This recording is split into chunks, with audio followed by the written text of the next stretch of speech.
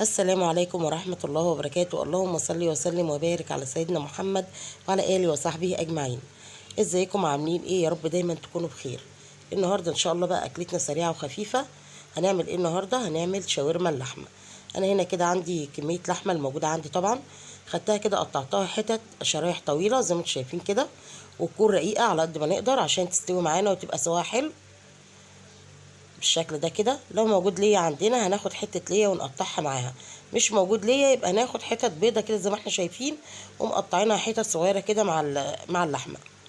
ومعايا هنا علبه زبادي ومعايا خل للتتبيله يعني.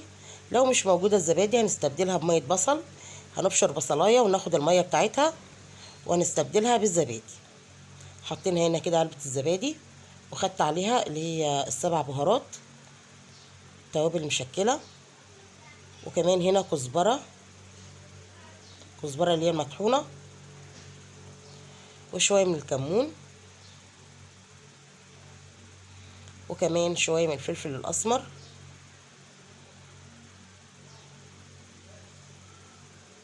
بالشكل ده كده.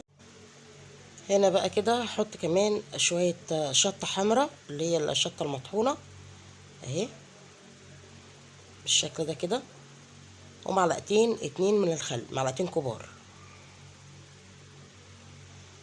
هنقلب بقى التتبيله الجميله دي مع بعضها كلها بالشكل ده.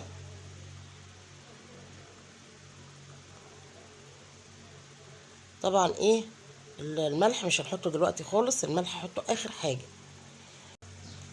دلوقتي كده خلاص قلبنا التتبيله بتاعتنا ونزلنا اللحمه عليها، وهنقلبها كده بالشكل ده، وهنسيبها تقعد معانا في التتبيله دي من ساعتين ل3 لو احنا مستعجلين عليها. مش مستعجلين يبقى نسيبها من بالليل لبالنهار. يعني مثلا عملناها بالليل، انا هنا بقول لكم اهو من ساعتين ل3. مش مستعجلين عليها هنسيبها نعملها بالليل ونسيبها كده بالنهار. طبعا نطلعها وايه نشتغل فيها، هتكون خدت من طعم التتبيله وقعدت كده في التتبيله حلوه قوي. انما لو مستعجلين يبقى لا، هنعملها بعد ساعتين 3 كويسه وتبقى زي الفل. هنا بقى عندي الخضار اهو، طماطم فلفل بصل مقطعه كده 4 ارباع. وهنا الطاسه بتاعتنا انا حاطه فيها شويه من الزيت، سبتهم سخنوا كويس قوي، ونزلت على طول باللحمه عليها بالتتبيله بكله زي ما هي كده اهو. ومش هقلبها غير لما اللحمه معايا تشمع شويه.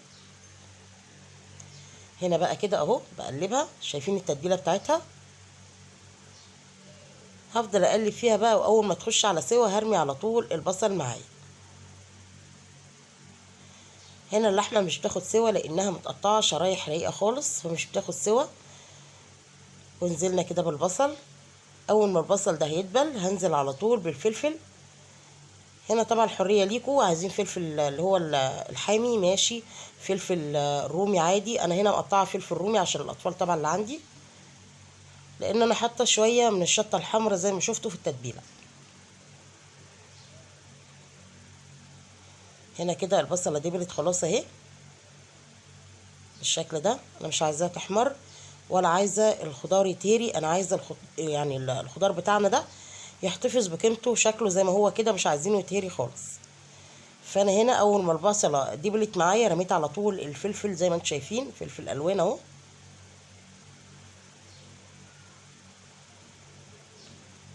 يا دوبك بس كده كام تقليبه، وهنزل على طول بالطماطم عليهم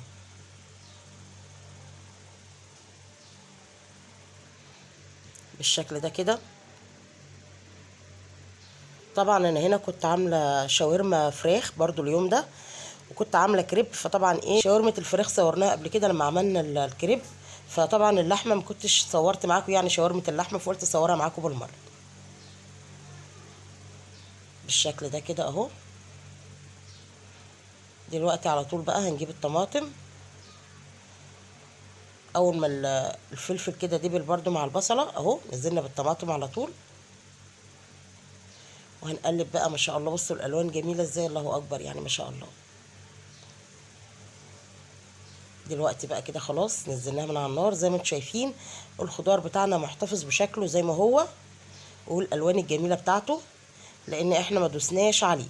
يا دوبك رمينا البصله اول حاجه دبلت وخدت كده الدبلان بتاعها مع اللحمه وخدوا من طعم بعض. نزلنا على طول وراهم بالفلفل، وبعد كده على طول اخر حاجه كانت الطماطم، وعطيناها كمان شويه ملح على اخر حاجه. وده الشكل النهائي. ما تنسوش اللايك والشير والسبسكرايب للقناه عشان يوصلكم منا كل جديد. سلام عليكم.